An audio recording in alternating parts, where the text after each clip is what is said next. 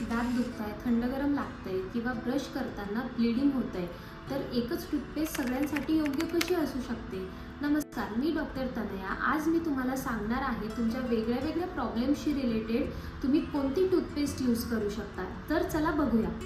थंड पाणी पिल्यावर किंवा आईस्क्रीम खाल्ल्यावर जर तुम्हाला सेन्सिटिव्हिटी होत असेल तर तुम्ही पोटॅशियम नायट्रेट किंवा स्टॅनस फ्लोराईड असलेली टूथपेस्ट वापरू शकता. सेन्सिटिव्हिटीसाठी तुम्ही शायस्टी, वॅन्टेज, थर्मोसिल प्रो, सेन्सोडाईन रिलीफ किंवा सेन्ग्युएल एफ अशा टूथपेस्ट तुम्ही वापरू शकता.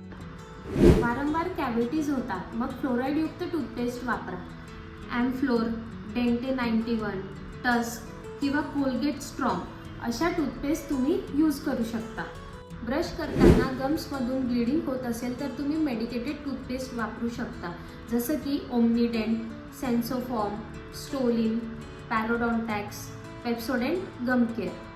आणि जर तुम्हाला काहीही प्रॉब्लेम्स नसतील तर तुम्ही नॉर्मल डेली यूजसाठी रेग्युलर टूथपेस्ट यूज करू शकता, जसं की Colgate Total, Pepsodent Germicheck, Oral B, ॲम्फ्लोर.